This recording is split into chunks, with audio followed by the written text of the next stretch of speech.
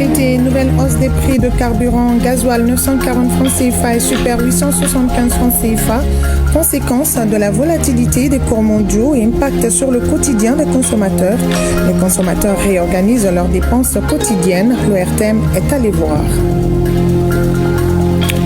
Tessalit, au nom du président de la transition, le général d'armée Assimi Goïta, sans famille vulnérable, bénéficie d'une distribution de vivres sous la présidence du gouverneur de Kidal, le général de division Eladj Gamou. Et après avoir porté avec honneur le flambeau culturel en 2025 à la région de Tombouctou, transmet le fanion et la mascotte de la biennale à Bougouni. Et c'était en présence du ministre de l'Artisanat, de la Culture, de l'Industrie hôtelière et du Tourisme, Mahmoud Dafé. Voilà pour les titres, le développement incessamment. Mesdames, Messieurs, bonsoir et bienvenue dans votre journal de 20h sur ORTM 1 et merci de votre fidélité. Vous le savez, une nouvelle augmentation des prix des carburants est effective depuis ce samedi au Mali. Désormais, le litre de gasoil est fixé à 940 francs CFA contre 875 francs CFA pour le supercarburant. Cette décision intervient dans un contexte de forte volatilité des cours mondiaux du pétrole et des défis persistants liés à l'approvisionnement national sur le terrain. Les consommateurs s'adaptent tant bien que mal, réorganisant leurs dépenses quotidiennes, suivant le reportage de Daouda Koli. Les ajustements tarifaires sont actés depuis ce samedi. Le gasoil voit son prix passer de 725 francs CFA le litre en début d'année à 940 francs CFA, soit une hausse de 215 francs CFA. Le supercarburant augmente également, passant de 775 francs CFA à 875 francs CFA le litre. Cette tendance haussière est exacerbée par des tensions géopolitiques majeures, notamment le conflit au Moyen-Orient. Cette situation internationale, indépendante de la volonté de notre pays, a directement impacté nos sources d'approvisionnement, rendant les anciennes structures de prix inadaptées pour garantir un approvisionnement régulier de notre pays en hydrocarbures. Face à cette réalité, et après concertation avec l'ensemble des acteurs concernés, je cite ici les services techniques compétents de l'État, le groupement des opérateurs pétroliers et les associations de défense des consommateurs, tous regroupés au sein d'une commission permanente créée auprès du ministre de l'économie et des finances. Les plus hautes autorités ont pris la décision responsable d'ajuster les prix à la pompe afin d'éviter toute rupture d'approvisionnement de notre pays. Cette situation s'est installée il y a longtemps. Les autorités de notre pays se sont fait pression pour maintenir le prix jusqu'à maintenant. La vente s'est faite sans problème.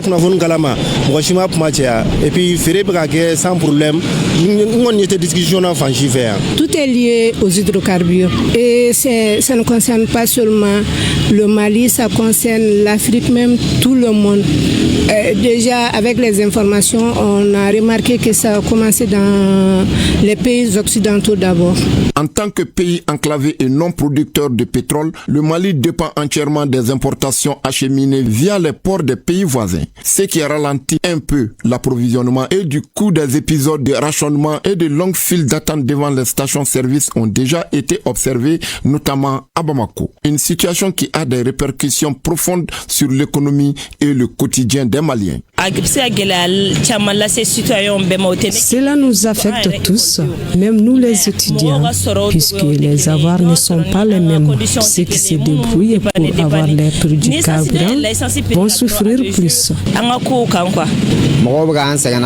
Les clients posent des questions, mais on les sensibilise pour qu'ils comprennent. Jusqu'ici, ça va. Ça va apporter un changement dans notre gestion. Si avant on prenait 3 000 francs de carburant pour une course, il va falloir le prendre pour 5 000. Cela sera expliqué aux clients. Au niveau de l'Office malien des produits pétroliers OMAP, les dispositions sont en cours pour juguler la situation.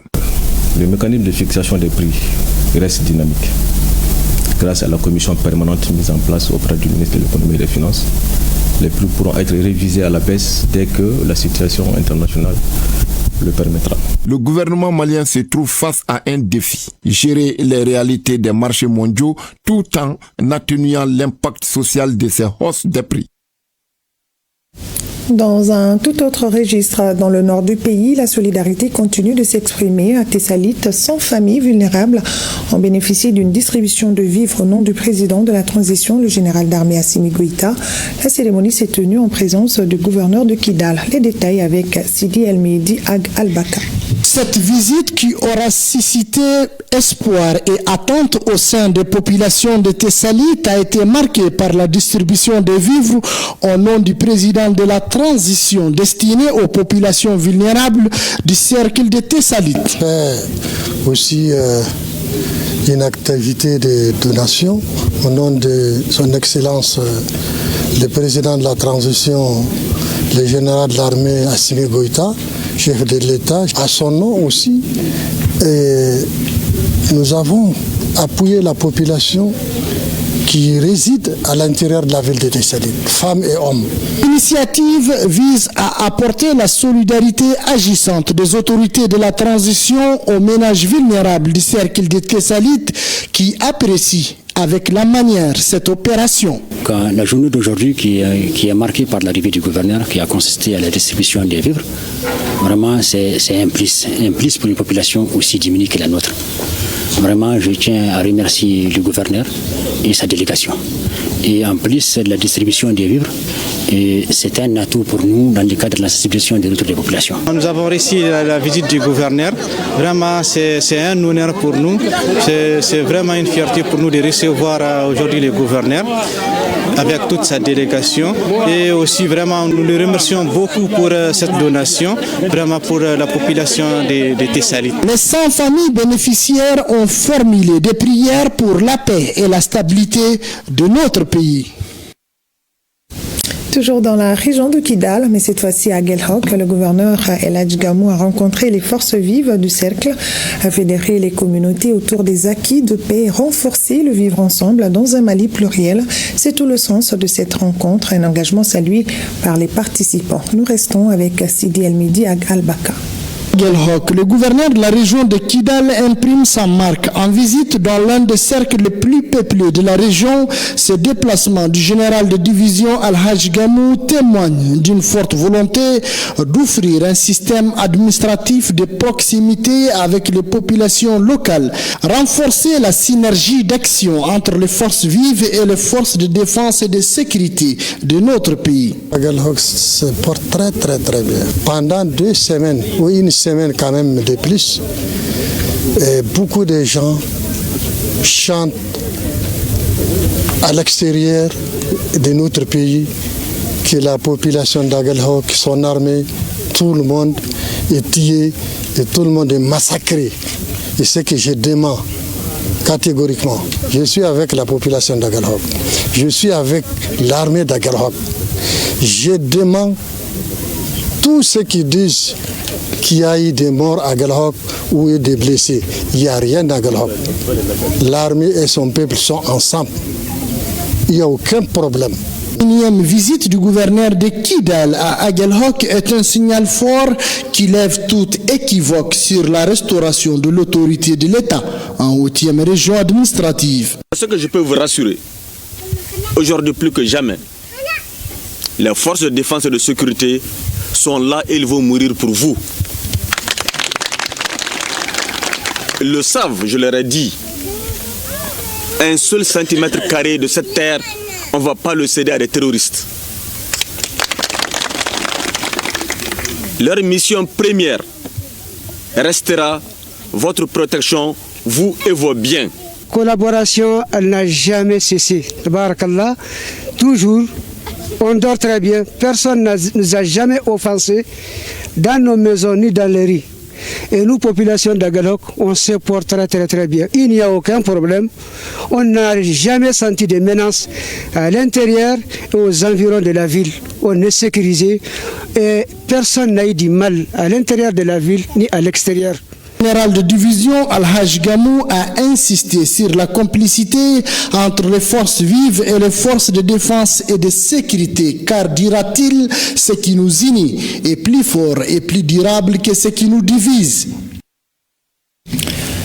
Place à la culture à présent. La région de Tombouctou a passé le témoin de la biennale artistique et culturelle à la région de Bougouni, une transmission symbolique riche en valeurs placée sous la présidence du ministre Mamou Daffé. Reportage Alpha Maïga, Abdul Karim Konaté et Djibril Bagayoko. Au revoir Tombouctou.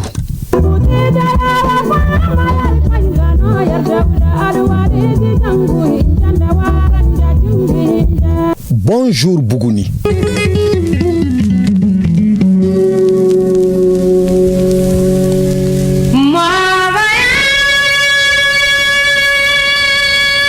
Grande est la mobilisation de ce jour.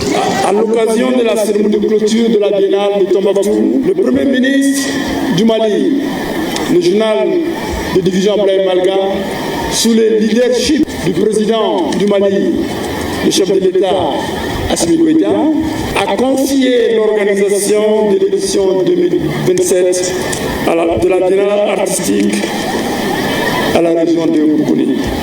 Ici, des gestes chargés de sens, la transmission de l'esprit de la Biennale. Le gouverneur de la région de Tombouctou, Bakoum Kanté, qui remet au ministre Mamou Daffé ses charges de l'année 2025 pour avoir abrité la Biennale. Le ministre Mamou Daffé, à son tour, remet ses charges au gouverneur de la région de Bougouni, le général de brigade Ousmane Weli. À partir de cet instant, la région de Bougouni devient la gardienne du flambeau de la prochaine Biennale 2027. Je voudrais rassurer Monsieur le ministre que toutes les dispositions seront prises pour garantir une organisation à hauteur de l'attente de toute la nation malienne. En recevant ces témoins, Bougouni ne reçoit pas seulement une responsabilité organisationnelle. Elle reçoit une mission, celle de vibrer le cœur du Mali au rythme de sa culture. Avec toute humilité, je puis affirmer que la Biennale artistique et culturelle Tombouctou 2025 fut l'une des plus belles éditions qu'ait connue notre cher pays, le Mali. Je tiens à rendre un hommage appuyé à toutes ces femmes, à tous ces hommes d'État et de culture qui ont œuvré à l'instauration de cette grande manifestation. La passation des témoins, c'est un passage de responsabilité. C'est un passage de confiance. C'est un engagement collectif. Car une biennale réussie n'est pas une biennale bien organisée. C'est une biennale portée, vécue. Tombouctou nous a offert une édition exceptionnelle. L'édition 2027 de la Biennale artistique et culturelle de Bougouni promet d'être aussi exceptionnelle que celle de Tombouctou. En remettant ces symboles, Tombouctou transmet plus qu'un héritage. Elle transmet une mission. La mission de rassembler la jeunesse, de célébrer nos cultures et de faire rayonner le Mali à travers l'art, la musique, la danse et la parole. Comme le disait Ahmed Baba Essourani, le sel vient du nord, l'or vient du sud, l'argent vient du pays des Blancs, mais la parole de Dieu, les choses savantes et les contes jolis, on ne les trouve qu'à Tombouctou. Tous ces gestes symbolisent la continuité, l'unité et la fraternité entre les régions du Mali. C'est pourquoi je lance dès aujourd'hui un appel à la mobilisation générale de toutes les filles et de tous les fils du Mali en général et de la région de Bougouni en particulier, afin que chacun apporte sa contribution à la réussite de cette grande fête culturelle. Et comme le veut la tradition, le ministre de l'Artisanat, de la Culture, de l'Industrie hôtelière et du Tourisme, Mamou Daffé, et les membres de sa délégation ont rendu visite aux autorités légitimités traditionnelles de Bougouni. Et sur le plan économique, le Mali réaffirme son engagement en faveur de l'attractivité des investissements. Notre pays, co-initiateur de l'accord sur la facilitation des investissements, entend intégrer ces dispositions dans le Code national en cours de rélecture. Lors d'une rencontre tenue au Palais de Congrès de Yaoundé, le ministre de l'Industrie et du Commerce a insisté sur l'importance stratégique de cet accord. Envoyés spéciaux, Tchemoro Konaté et Idrissa Traoré. L'investissement comme moyen essentiel pour accroître la production et par ricochet le secteur commercial. Conviction du ministre de l'Industrie et du Commerce qui, à la faveur de la 14e conférence ministérielle de l'Organisation mondiale du commerce, a rappelé les motivations qui sous-tendent la souscription du Mali à l'accord sur la facilitation des investissements pour le développement. Cette convention permettra de renforcer la dimension de développement de l'accord à travers le traitement spécial et différencié, la fourniture d'une assistance technique prévisible, mais aussi et surtout de garantir la transparence dans la mise en œuvre par les États partis à travers les mécanismes d'examen périodique. Toute initiative allant dans ce sens est la bienvenue, poursuit le ministre Diallo, évoquant la relecture en cours du Code national des investissements dans le but d'incorporer les dispositions du dit accord. Par ma voix, la République du Mali réaffirme son soutien ferme à l'incorporation de l'accord sur la facilitation des investissements dans l'annexe 4 de l'accord de l'OMC. C'est donc un accord d'une haute portée pour le Mali, car devant contribuer à augmenter le volume des investissements dont la tendance est aujourd'hui à la baisse, ce qui permettra certainement de diversifier et de densifier les produits d'exportation. Et le projet de déclaration sur l'agriculture présenté lors de la 14e conférence ministérielle de l'Organisation mondiale du commerce ne répond pas aux attentes. Moussa Alassane Diallo, ministre de l'Industrie et du Commerce, en sa qualité et en qualité de porte-parole des pays membres de C4, les 4 principaux producteurs de coton en Afrique que sont le Mali, le Burkina Faso, le Bénin, le Tchad ainsi que la Côte d'Ivoire, a exprimé sa vive préoccupation. Il a par ailleurs réaffirmé la disposition de ces pays à poursuivre le dialogue sur la question. Ces propos ont été rapportés par nos envoyés spéciaux, Tchemoro Konaté et Idrissa Traoré. Au nom du C4, plus la Côte d'Ivoire, nous souhaitons exprimer notre préoccupation quant à l'impasse dans laquelle s'installent les négociations sur l'agriculture. Nous exprimons de ce fait notre profond regret de constater que le projet de déclaration ministérielle sur l'agriculture présenté à cette 14e conférence de l'Organisation mondiale du commerce ne convient pas à tous les membres. Je tiens à rappeler le rôle central de l'agriculture dans le développement socio-économique de nos pays, la croissance, la création d'emplois, l'insertion des jeunes et des femmes dans les tissus économiques et sociaux. Les pays membres du C4 plus la Côte d'Ivoire se posent des questions sur l'efficacité, la pertinence et la priorité de l'OMC à apporter des réponses structurelles aux défis de développement auxquels les pays sont confrontés. Les pays membres du C4 plus la Côte d'Ivoire restent engagés à poursuivre la discussion sur l'ensemble des piliers de l'agriculture conformément au mandat irrélatif. À ce titre, le C4 plus la Côte d'Ivoire souscrit aux déclarations du groupe africain des paiements et prend note de la communication de l'aide. La conférence ministérielle de Yaoundé ne doit pas apparaître comme une occasion manquée de réaffirmer le système commercial multilatéral fondé sur l'équité, la solidarité internationale et la capacité à apporter des réponses aux besoins et préoccupations des membres les plus vulnérables. Le seul consensus qui apparaît à ce stade des travaux est que personne, je dis bien personne, ne partira de cette 14e conférence ni gagnant ni fier. C'est pourquoi nous appelons à l'esprit de responsabilité et de solidarité pour que nous puissions trouver des compromis et faire aboutir cette déclaration ministérielle de Yaoundé.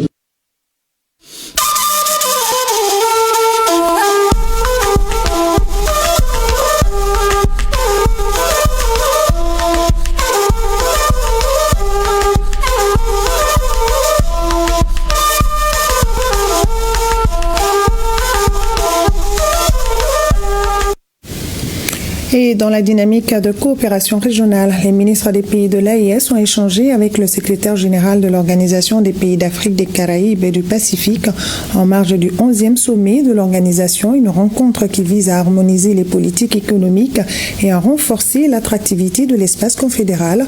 Pour plus de détails, nous vous proposons d'écouter Karamoro Jean-Marie Traoré, ministre des Affaires étrangères du Burkina Faso, au micro de nos envoyés spéciaux Tamsir Diabaté et Aboubakar Traoré. Il était d'abord le bon temps de venir lui adresser nos vives félicitations et surtout lui dire toute notre disponibilité à l'accompagner dans cette mission difficile. Il est à la tête d'une organisation qui a besoin de beaucoup de réformes et qui a besoin de la mobilisation de tous les membres. Donc nous sommes là d'abord pour lui témoigner notre solidarité, notre disponibilité à l'accompagner dans cette mission. Nous sommes aussi là pour lui présenter la Confédération des États du Sahel dans ses grands ensembles, la vision, la démarche, l'approche et tout le parcours que nous avons pu faire ensemble. Parce que nous estimons que les entités doivent se connaître si elles veulent marcher ensemble. Et ça, c'était le deuxième objet.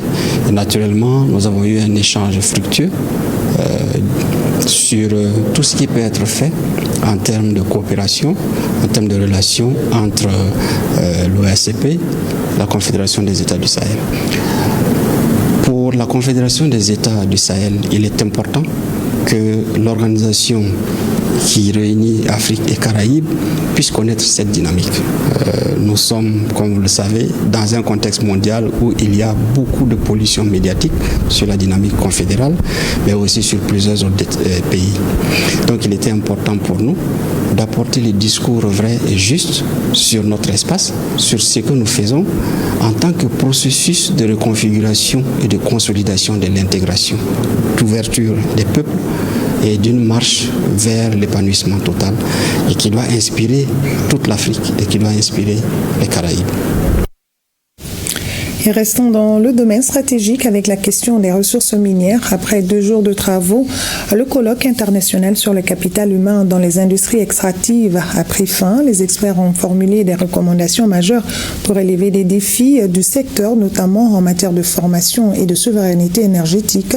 Compte rendu Aminata Brahima Ouedraogo et Tchadja Kamara. Ils sont venus de la Russie, du Burkina Faso, du Niger, du Cameroun et de plusieurs autres pays d'Afrique pour répondre à ce rendez-vous scientifique de l'université privée Ahmed Baba. Durant 2 jours, ces professionnels du secteur minier se sont penchés sur l'enjeu crucial du capital humain au sein des industries extractives et énergétiques. Au total, 8 axes ont été passés au peigne fin, débouchant sur des recommandations majeures. L'État doit nécessairement mettre en place un mécanisme de financement de la recherche géologique et minière. Faire intervenir les banques dans le financement des activités minières, spécifiquement la recherche. Développer les partenariats PME et favoriser l'inclusion féminine. Ces recommandations feront l'objet d'une communication spéciale. Nous allons mettre en place une commission de suivi pour la mise en œuvre de ces recommandations. Vos journées de réflexion ne seront pas arrangées dans des tiroirs. Tout ce qui relève de la compétence de l'université privée Ahmed Baba, nous allons les mettre en œuvre. Ce rassemblement international est aussi l'occasion pour l'université Ahmed Baba de renforcer son maillage de partenaires grâce à la signature de 2 conventions. Si la première jette les bases d'une coopération durable avec l'université André Salifou de Zender au Niger, la seconde, quant à elle, scelle une alliance avec la société Mounila SARL Mining.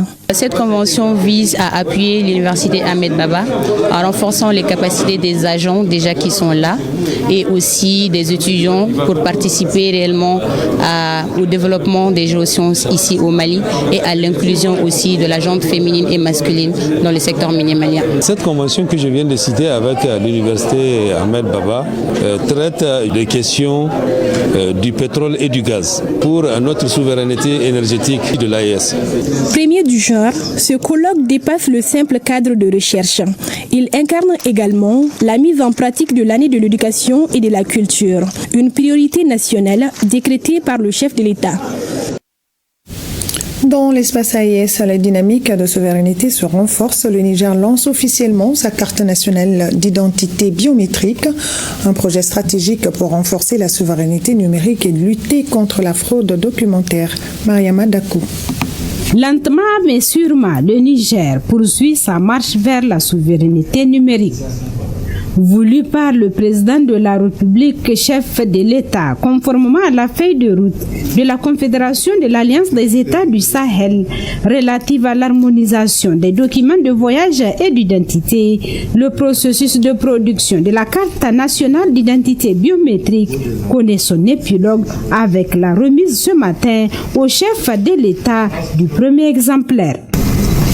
Je précise que c'est la première carte conçue, élaborée et imprimée par la personne.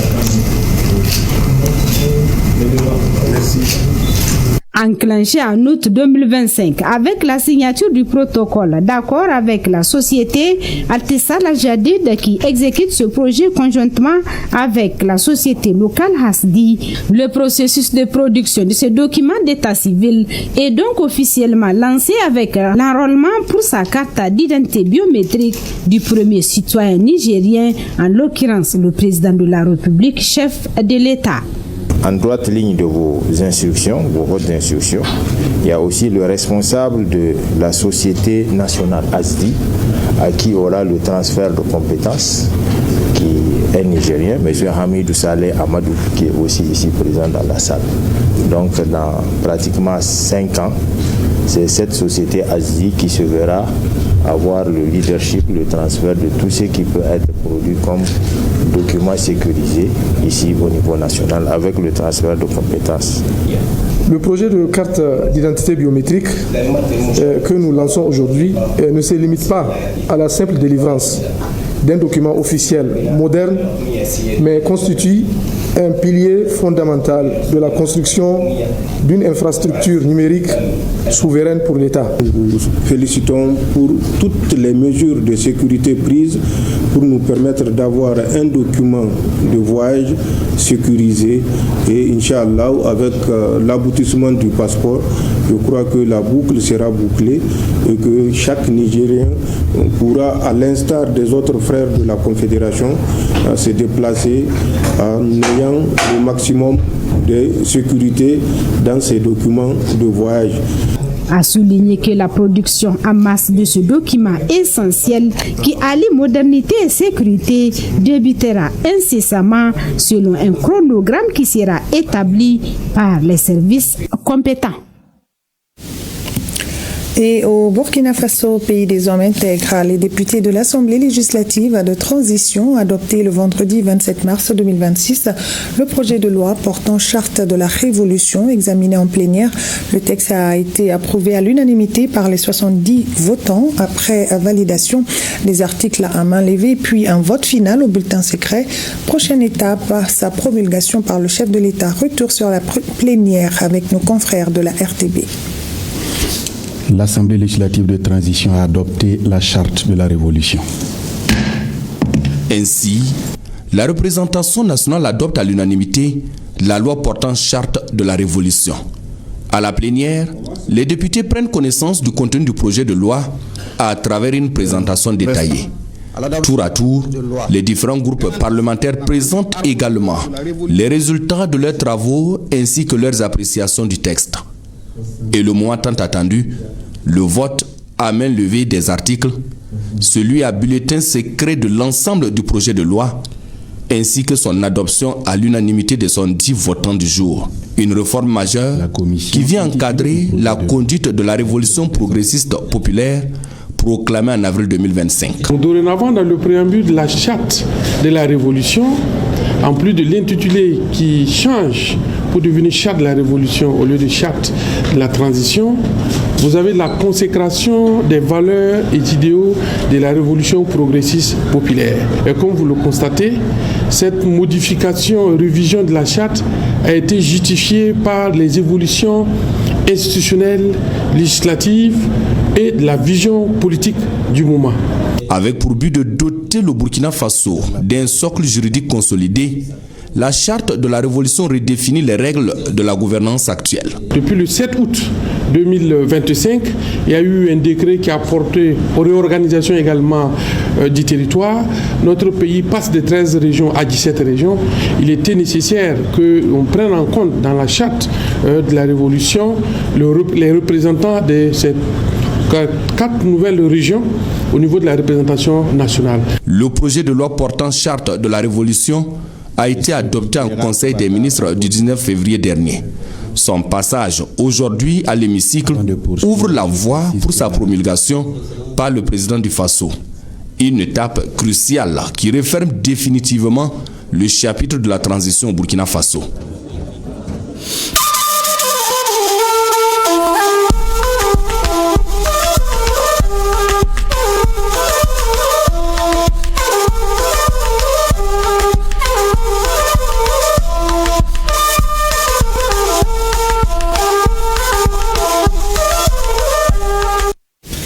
Dans l'élan de promotion culturelle et sociale, la Haute Autorité de la Communication a procédé à la remise des prix du concours sur l'inclusion dans les médias, une initiative qui vise à encourager des contenus plus représentatifs et inclusifs dans le paysage médiatique malien. 32 candidats dans 4 catégories ont participé à la 3e édition de ce concours. Le point avec Aldumatina. Porté par la Haute Autorité de la Communication, le concours de l'inclusion dans les médias au Mali met en lumière le talent, l'engagement et le professionnalisme des acteurs des médias. Aussi, il constitue un cadre d'émulation pour ceux qui contribuent pour faire changer les mentalités à travers des productions journalistiques. Pour cette 3e édition, la compétition s'est déroulée entre 32 candidats dans 4 catégories. Et après évaluation du jury composé de 9 membres, nous avons comme principaux vainqueurs catégorie presse en ligne Chaka Keita, sahélien.com, Aminata Djibo de l'Essor, presse écrite, Imirana Kilomaïga du studio Tamani, catégorie radio, et Kassim Diabaté de Djoliba TV, catégorie télévision. Les 32 œuvres finalement retenues pour la compétition se répartissent comme suit: radio 11 œuvres, télé 5 œuvres, presse écrite 10 œuvres, presse en ligne 6 œuvres. Un jury indépendant de professionnels de médias et de la communication, journalistes, enseignants et chercheurs a été constitué. Nous avons particulièrement valorisé l'originalité de l'enquête, des sujets qui sortent des sentiers battus, la rigueur factuelle, le respect absolu de la déontologie, l'impact journalistique. Le jury a souverainement décidé de primer les travaux qui, par leur qualité et leur rigueur, incarnent l'excellence que nous recherchons. Outre les premiers de chaque catégorie qui ont eu chacun une moto Jakarta, 250 000 francs CFA et un box internet d'1 an d'abonnement, les 2e et 3e des 4 catégories ont également été récompensés. Investie d'une responsabilité fondamentale, la HAC, au-delà de sa mission de régulation, œuvre pour la promotion de l'inclusion sociale des médias. Le thème retenu pour cette édition, à savoir l'inclusion sociale à travers la promotion du genre dans les médias, revêt une importance particulière dans le contexte national actuel. C'est dans cette dynamique que s'inscrit le concours de l'inclusion dans les médias, qui constitue aujourd'hui un instrument structurant de valorisation d'un journalisme responsable, inclusif et socialement engagé. La Haute Autorité de la Communication ne se limite pas à une fonction de régulation normative. Elle se veut également une institution d'accompagnement, d'encadrement et de promotion des bonnes pratiques professionnelles. La HAC poursuivra avec ses partenaires ses efforts en vue d'ancrer durablement la culture de l'inclusion dans ses pratiques médiatiques au Mali. Le thème qui nous a réunis aujourd'hui, à savoir l'inclusion sociale à travers la promotion du genre dans les médias, revêt une importance capitale pour l'équilibre de notre société. Il s'inscrit en droite ligne des missions de régulation de la Haute Autorité de la Communication qui veille avec constance à la protection des couches sociales défavorisées dans les programmes audiovisuels et de la presse. Ce concours a permis de mettre en lumière le talent de nos journalistes professionnels, de nos étudiants et des médias indépendants. Se félicitant du niveau de cette 3e édition et de la qualité des œuvres exposées, le jury informe que 2 autres couches sociales, en l'occurrence l'enfance et l'esclavage par ascendance, seront aussi intégrées lors de la prochaine édition du concours. Parlons maintenant de la promotion du genre à Bamako. Une rencontre dédiée aux solutions endogènes pour l'autonomisation des femmes s'est tenue à l'école de maintien de paix à Lune-Blondembey. Plus de 100 femmes et jeunes filles ont été formées avec des résultats jugés concrets par les organisateurs. Le point avec Koumba Sissé.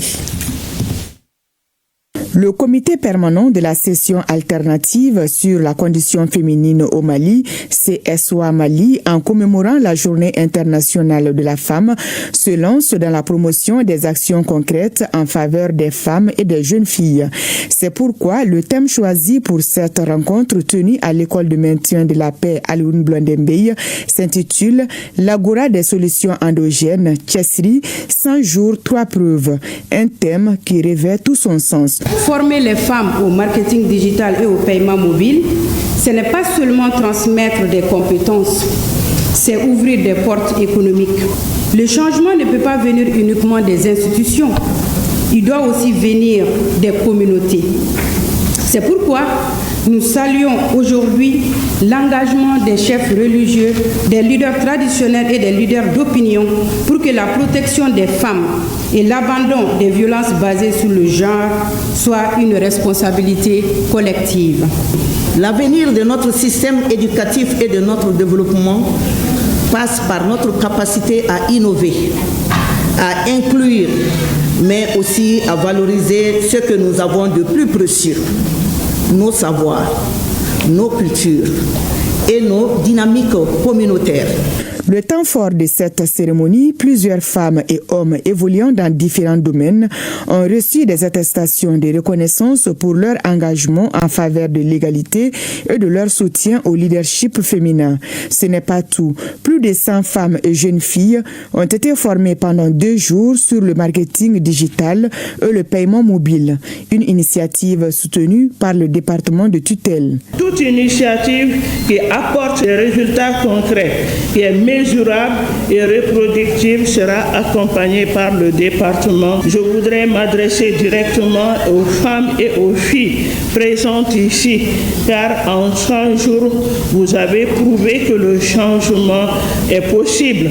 Le CSOA Mali produit chaque année un rapport alternatif sur la situation des femmes et des filles, à savoir des cas de VBG, de l'excision, de mariage d'enfants, de l'éducation.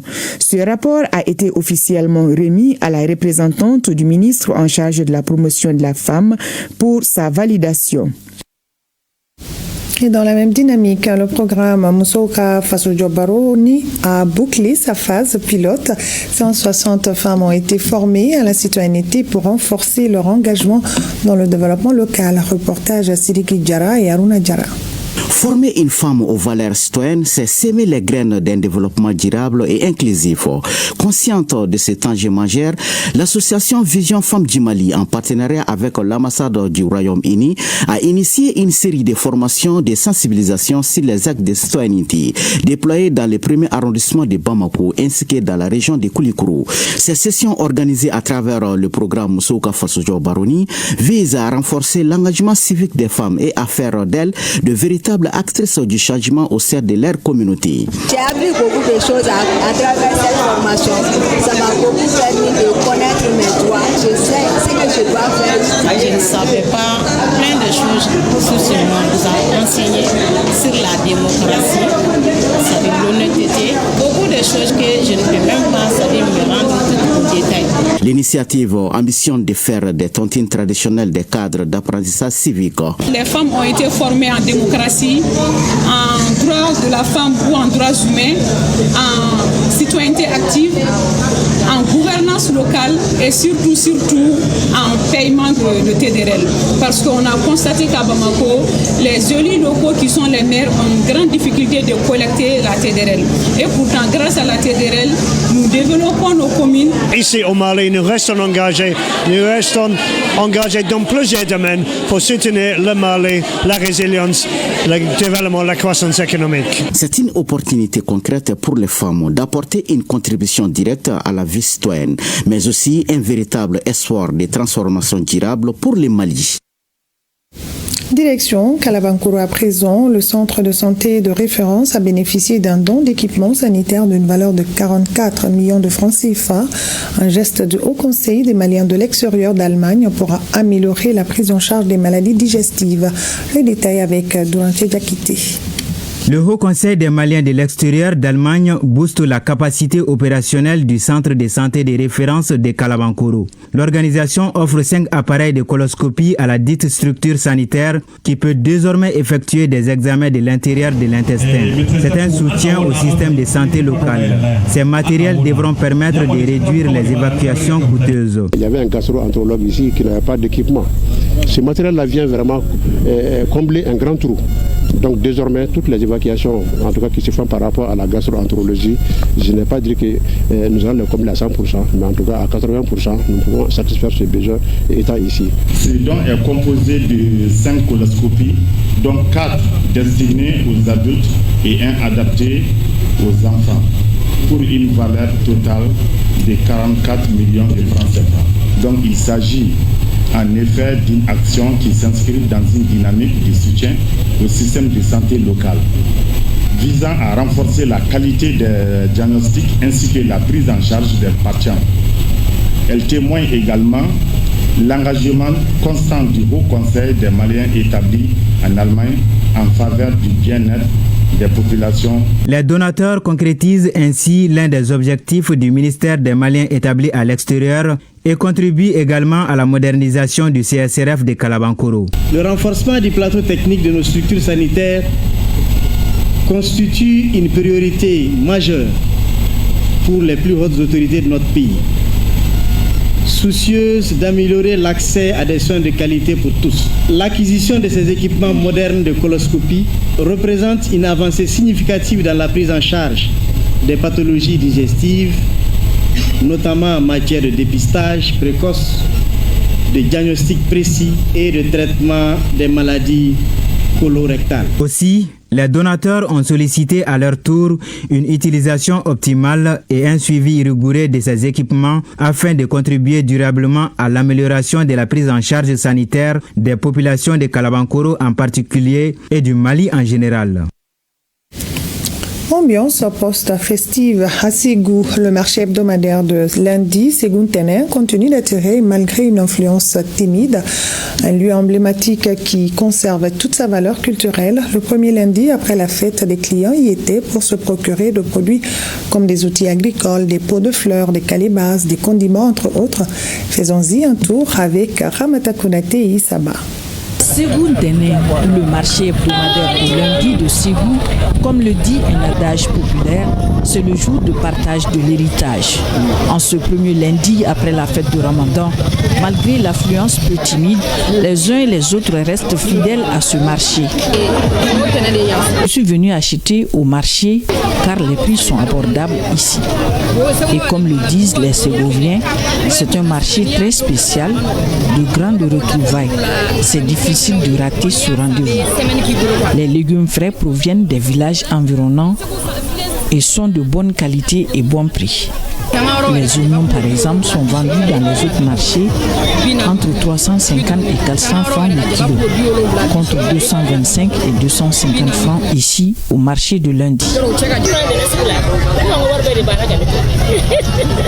Ce marché est devenu une habitude pour nous, donc difficile de ne pas honorer notre présence ici les lundis. Même si cette année j'ai connu une mévente de prêt-à-porter au détriment des tissus en vente promotionnelle.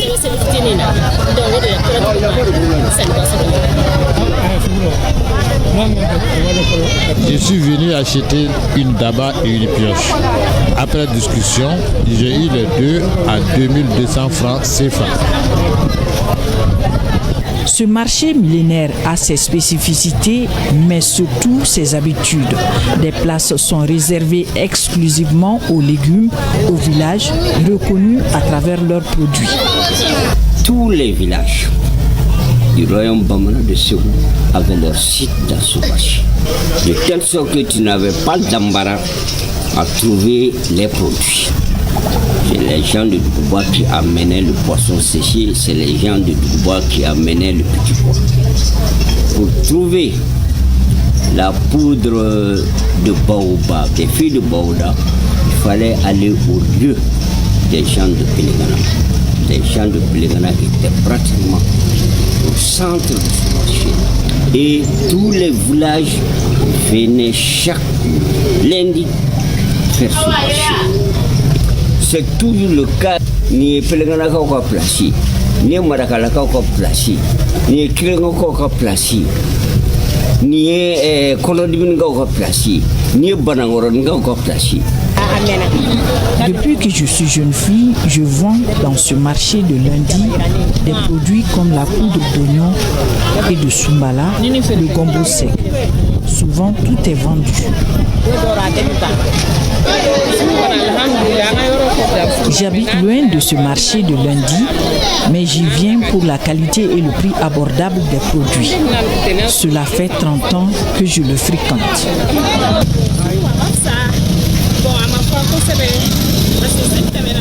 Le marché de lundi aujourd'hui est timide en ce après fête, mais j'y suis pour acheter du pot d'encens pour un mariage. Ici, c'est l'achat en contact direct avec les vendeurs, donc à un prix abordable.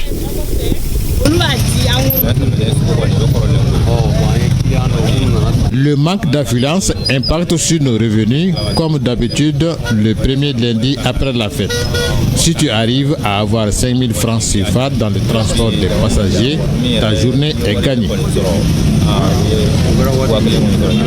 Même si la mobilisation n'est pas aussi grande en ce premier lundi après la fête, le marché Ntenensulu ou Segunteneni reste un lieu approprié pour non seulement se procurer des produits, mais pour entretenir des relations sociales. Le premier phénomène que l'histoire retient concernant ce marché, le roi Monzon, il est venu au pouvoir en 1792. 1794, Mengo Park, un explorateur qui s'est noyé dans la région des W du Niger, a passé par Ségou. Et il a vu qu'il y avait une affluence de la rive gauche vers la rive droite. Donc il s'est posé énormément de questions. On lui a dit que c'est le jour du marché. Que c'est le jour du marché. Il a demandé à ce qu'on aille dire au roi qu'il veut venir visiter le marché hebdomadaire de Ségou. Le souverain a refusé.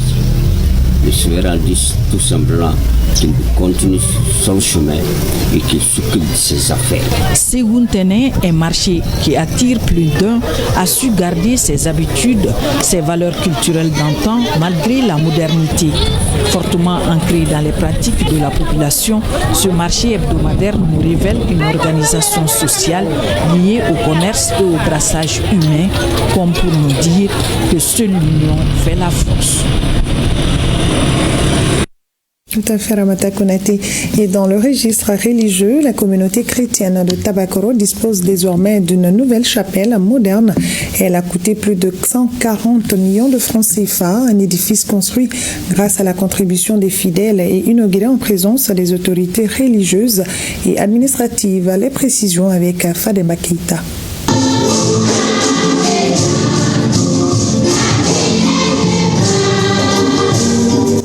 Les louanges de la chorale évangélique entonnées simultanément par les fidèles chrétiens remercient Abba Père pour avoir donné les moyens, la force de construire cet espace de culte.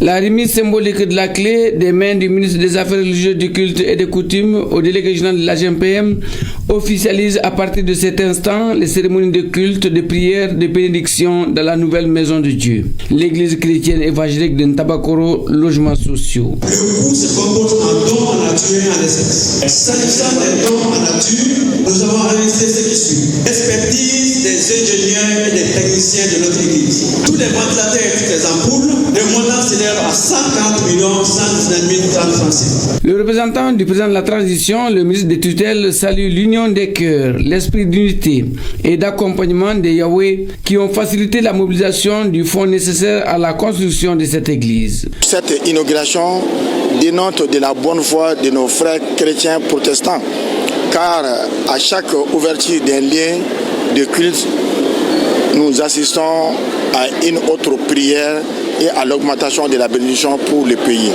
Et surtout, nos frères protestants sont connus par les bénédictions et par les prières pour le Mali, pour les plus hautes autorités et pour toute la nation. C'est pourquoi je me permets aujourd'hui de dire que bravo à nos frères chrétiens protestants aujourd'hui, car tout ce qui a été dans le financement de cette église a été du fonds propre, du fonds de la communauté, ce qui est une fierté pour le Mali et une fierté pour la communauté protestante et chrétienne. Abba Père, nous te bénissons parce que tu as promis que là où 2 ou 3 sont réunis, tu es au milieu d'eux.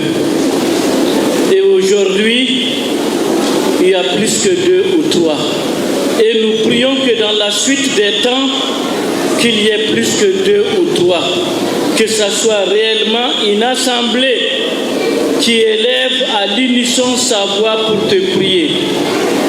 Merci encore pour cette maison. En plus des 1250 places réservées au culte, des bâtiments annexes et d'autres lieux de rencontres spirituelles s'y trouvent.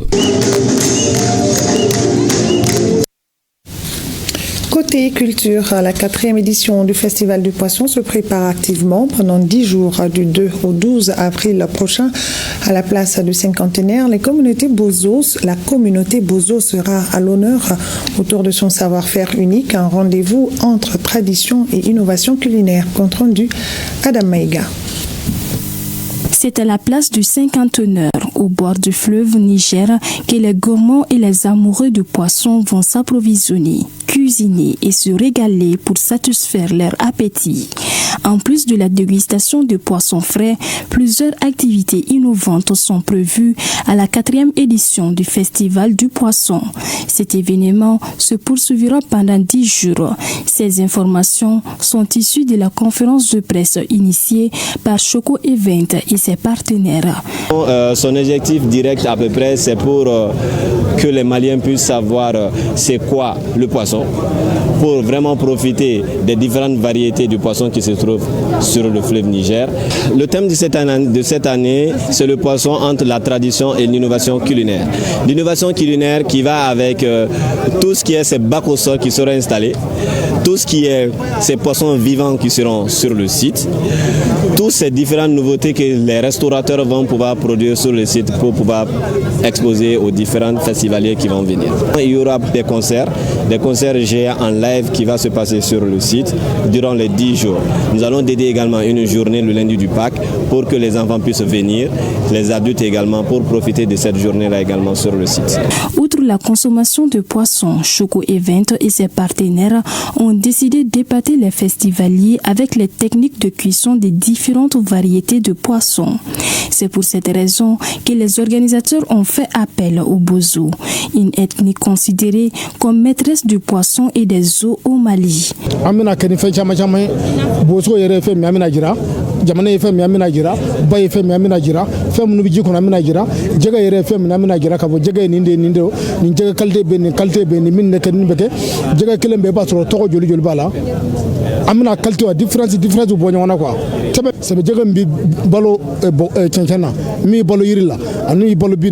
Ainsi, du 2 au 12 avril prochain, le Festival du Poisson promet d'allier tradition et innovation pour le plus grand plaisir des amateurs de saveurs locales.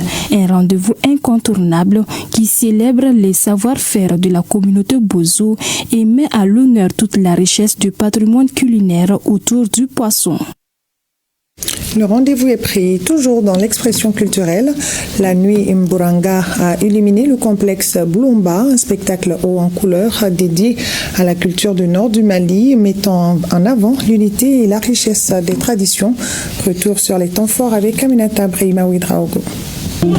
Les Nord du Mali prêtent son takamba à la ville aux Trois Caïmans le temps d'une soirée.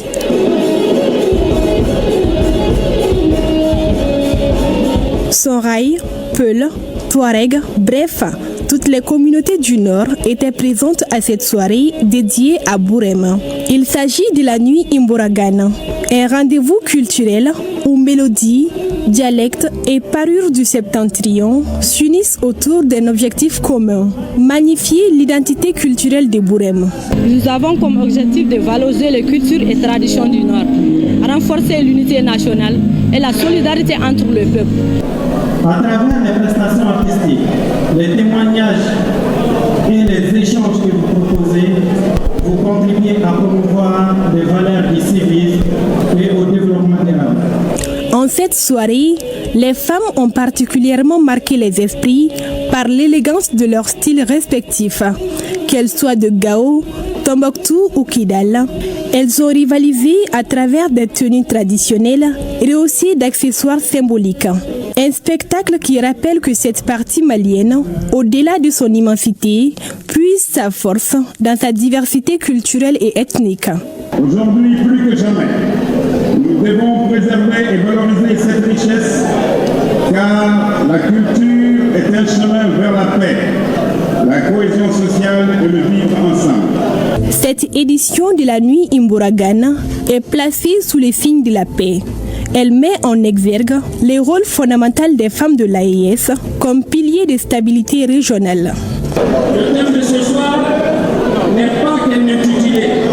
C'est un cri de ralliement, à savoir les jeunes femmes du Nord unies pour la culture au service de l'AES. Pour clore l'événement en apothéose, le public a eu droit à une visite surprise du général Assimi Goïta. Mais attention, pas le chef de l'État en personne. Il s'agissait d'un tout petit, fier et déterminé, imitant son président, avec une assurance qui a séduit toute l'assistance. Parlons sécurité à présent. Les agents de la brigade de recherche de Touloukorobo ont saisi 100 briques de chanvre indien d'une valeur estimée à 60 millions de francs CFA. Un individu a été interpellé dans cette opération menée sur la base d'un renseignement précis. Compte rendu, Abdulkarim Kaba.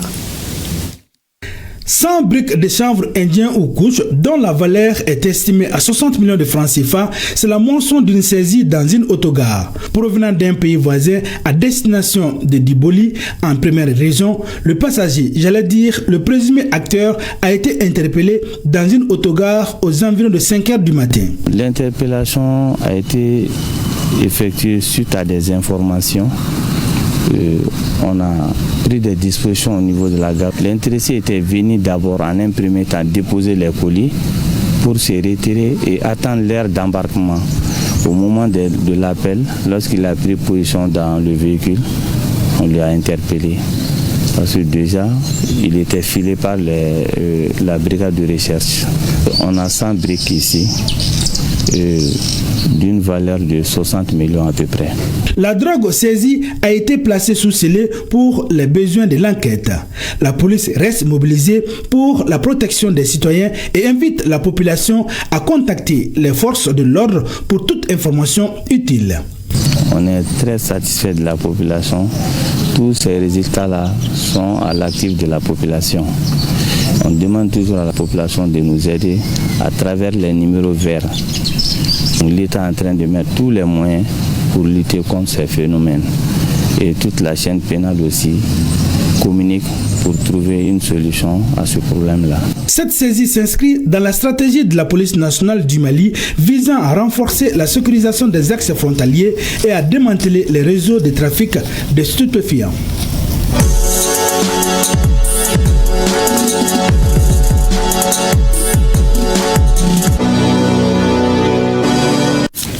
Et il est au rendez-vous pour l'actualité sportive à Kodi Sibi. Bonsoir Kodi. Bonsoir Kalijatou, bonsoir à tous. Alors football, l'actualité est dominée par les rencontres internationales amicales organisées un peu partout à l'occasion de la fenêtre FIFA. Les Aigles du Mali jouent mardi à Saint-Pétersbourg contre la Russie. Oui, c'est la première rencontre des Aigles du Mali depuis la phase finale de la Coupe d'Afrique des Nations Maroc 2025.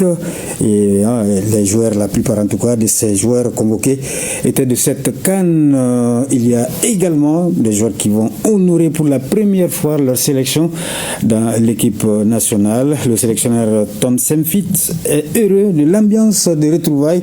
Eh bien, je vous propose qu'on l'écoute. Il est au micro de l'officier média de la FEMAFOOT. suis très content avec le groupe qu'on a. On a quelques joueurs qui ont joué le CAN. On a des jeunes talents. On a des joueurs avec des bons performances avec le club. On a beaucoup de joueurs qui jouent fréquemment avec le club. Et tout le monde est arrivé ici. On a fait le premier entraînement aujourd'hui dans une bonne température, très agréable. Et le groupe est bien, l'atmosphère est bien. Et je pense que tout le monde est motivé et fier de représenter les Aigles. La majorité du groupe a déjà travaillé avec nous. Il y a 4 noms qui sont vraiment pour la première fois sélectionnés. Et il y a en total 8 joueurs qui n'ont jamais joué un match pour l'équipe nationale. Mais ce sont des joueurs qui jouent en haut niveau. Et je suis confiant et content avec la sélection. Russie, c'est un pays fantastique, un pays de football, mais aussi un pays avec une grande culture. C'est fantastique d'être ici. Voilà, Kalizatou, on rappelle, Mali-Russie, donc c'est mardi à partir de 17h à Saint-Pétersbourg. C'est en temps universel. Tout à fait. Merci beaucoup. Handball, à présent, le Centre international de conférence de Bamako a abrité hier la cérémonie de Handball Awards. C'était une occasion de distinguer les meilleurs de la saison au niveau de la discipline. Oui, joueurs, entraîneurs, dirigeants ont donc été les lauréats de la soirée. Une très belle initiative appréciée à sa juste valeur par les sportifs honorés qui entendent continuer à donner le meilleur d'eux-mêmes. Une soirée à laquelle était présent notre reporter Salif Ouedraogo. C'est dans un climat de retrouvailles empreinte d'émotion et d'ovation que la première édition des Mali Handball Awards a consacré les figures marquantes de la saison écoulée. Ce rendez-vous inédit, désormais inscrit dans les annales sportives nationales, a mis en lumière la vitalité et la diversité du handball malien. Le trophée le plus convoité, celui de meilleur joueur de l'année, est revenu à Moustapha Dao de l'USFAS, dont la puissance et la vision de jeu ont séduit les observateurs. Chez les dames, la régularité exemplaire de Achata Saunera de Soel lui a valu la distinction de meilleure joueuse de l'année. Le banc de touche n'a pas été en reste. Foussien Saré Usfas a été sacré meilleur entraîneur masculin, tandis que Mohamed Koussa Koulibaly Sigidekaï a remporté le titre de meilleur entraîneur féminin. Son travail de formation a été doublement salué puisque le prix du meilleur espoir est allé à la jeune et promoteuse Kani Sissé, issue du même club. La structuration du sport a également été honorée. Abdoulaye Koulibaly, président de la Ligue de handball du district de Bamako, a été désigné meilleur dirigeant et le duo Bachio Touré, Kassim Silla a reçu le prix de meilleur arbitre. Plusieurs distinctions spéciales ont par ailleurs récompensé les figures de l'ombre et des partenaires historiques. Je réitère l'engagement de notre fédération à soutenir tous les acteurs du handball et à rappeler que le développement de la discipline ne se limite pas seulement au bureau fédéral. Tout le monde doit s'y mettre à travers des initiatives de ce genre. Le bureau de la Fédération malienne de handball est ouvert à tout le monde et nous sommes prêts à accompagner toute initiative allant dans le sens du développement de notre discipline. Cette cérémonie marque une étape importante. Elle symbolise la reconnaissance du travail accompli, mais aussi l'engagement pour l'avenir. Au nom du ministre, je réaffirme la volonté d'accompagner le développement du sport et particulièrement le handball afin d'offrir à notre jeunesse des perspectives encore plus grandes. Cette première édition des Mali Handball Awards se veut un tremplin pour inciter l'ensemble des sportifs maliens à redoubler d'efforts dans la quête de meilleures performances.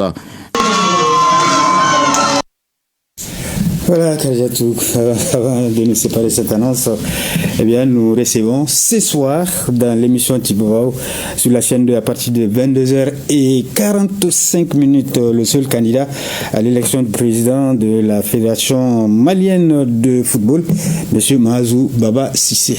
Merci bien, Kodi Sibi, et bon début de semaine. Merci bien. Ce soir, Question d'actualité s'intéresse au financement des PME et PMI, un enjeu crucial pour l'économie malienne. Plus de 70% de ces entreprises peinent à obtenir des financements malgré leur rôle essentiel dans le développement du pays. Dans ce numéro, les représentants du Conseil national du patronat du Mali, de l'Association professionnelle des banques et établissements financiers et des PME-PMI débattent et proposent des solutions concrètes. Animé par Sira Batili, à suivre ce soir juste après l'émission Défense citoyenne. C'est la fin de ce journal. Merci de votre fidélité et de votre confiance. Nos grands-pères nous apprennent ce soir que l'arbre qui a des racines amères porte souvent les fruits les plus doux. Un message qui nous rappelle que les épreuves, aussi difficiles soient-elles, peuvent forger la résilience et préparent souvent des lendemains meilleurs. Très bonne soirée à tous et à toutes sur ORTM 1 et à très vite, Dieu voulant.